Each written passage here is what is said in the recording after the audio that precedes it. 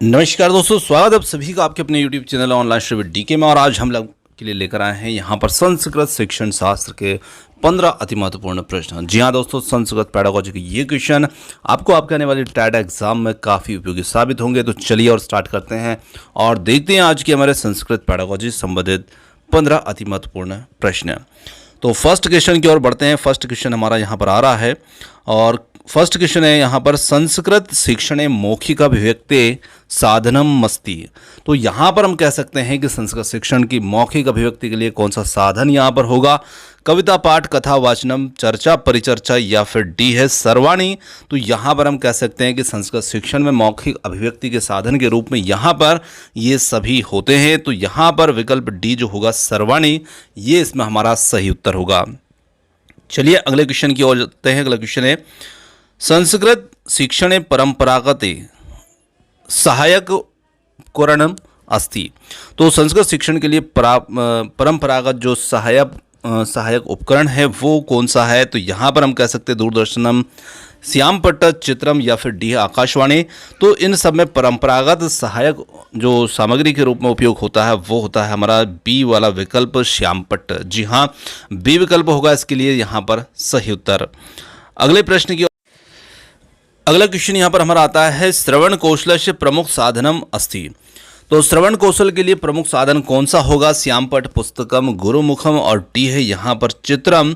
तो यहाँ पर हम कह सकते हैं श्रवण कौशल के लिए यहाँ पर प्रमुख साधन होगा ऑप्शन सी गुरुमुखम। जी हाँ, गुरुमुखम यहाँ पर हमारा इसमें सही उत्तर होगा।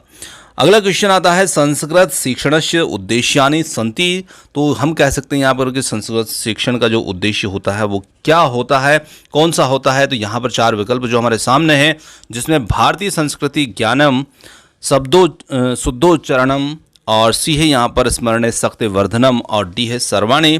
तो यहाँ पर उत्तर बन जाता है डी वाला विकल्प सर्वाणी। जी हाँ, संस्कृत शिक्षण के जो उद्देश्य होते हैं वो ये सभी होते हैं। अगला क्वेश्चन आता है यहाँ पर, चतुर्विध भाषा कौशलेषु द्वितीय कौशलम अस्ति।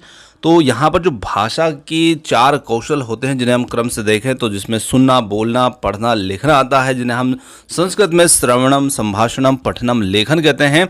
और इसमें हमें पहचाना है द्वितीय कौशलम को। द्वितीय कौशल कौन सा होता है? तो क्रम से आपको ध्यान रखना है। और क्रम से यदि हम बात करें तो पहला कौशल सुनना होता है, दूसरा बोलना होता है जिसे हम संभाषणम कहते हैं, और फिर पढ़ना और लिखना।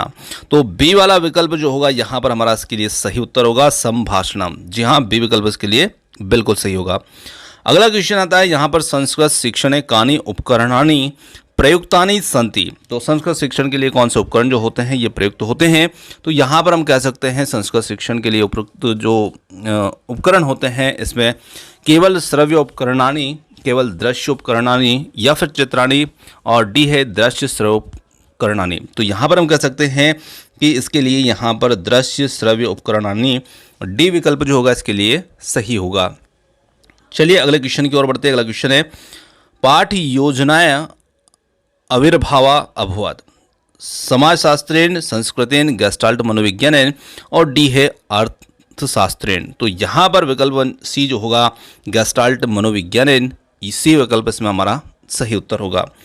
चलिए अगले क्वेश्चन की ओर बढ़ते हैं। अगला क्वेश्चन आता है, शिक्षण शब्दे मूल धातु वर्तते। तो यहाँ पर शिक्षण शब्द में मूल धातु कौन सी है? शिक्षस और शिक्षा। तो यहाँ पर हम कह सकते हैं कि जो बी विकल्प होगा शिक्ष, ये हमारे लिए शिक्षण शब्द में मूल धातु होगी। चलिए अगले क्वेश्चन को देखते हैं। अगला क्वेश्चन आता है यहाँ पर, संस्कृत शिक्षण से प्राचीन पद्धति वर्तते। तो संस्कृत शिक्षण की जो प्राचीन पद्धति कौन सी है? भंडारकर पद्धति, पाठशाला पद्धति, पाठ्य पुस्तक पद्धति और डी है यहाँ पर संभाषणम पद्धति। तो यहाँ पर हम कह सकते हैं बी विकल्प जो होगा पाठशाला पद्धति, ये इसमें हमारा सही उत्तर होगा।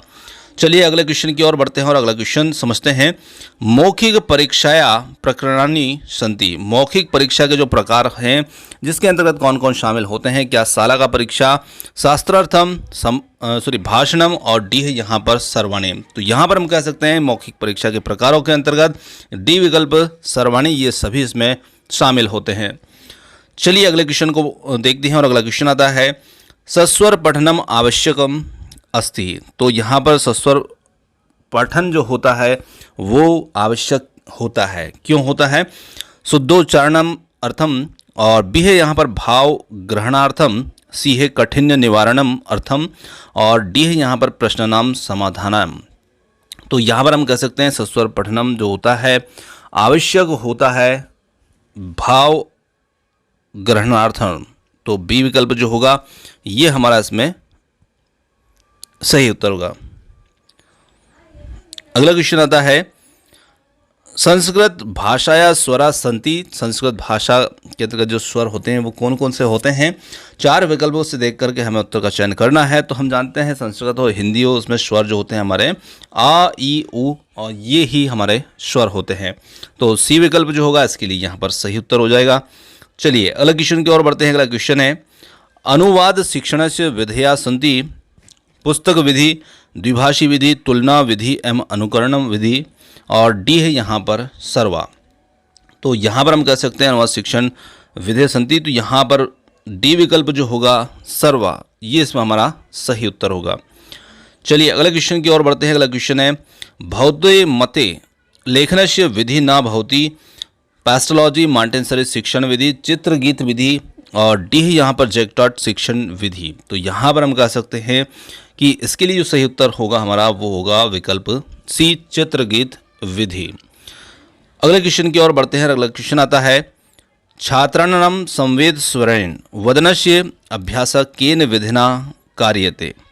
तो वाक्य पद्धतिना, ध्वनि सीएम विधिना, और सी है सामूहिक पठन विधिना, और डी है यहाँ पर भाषण यंत्रम विधिना।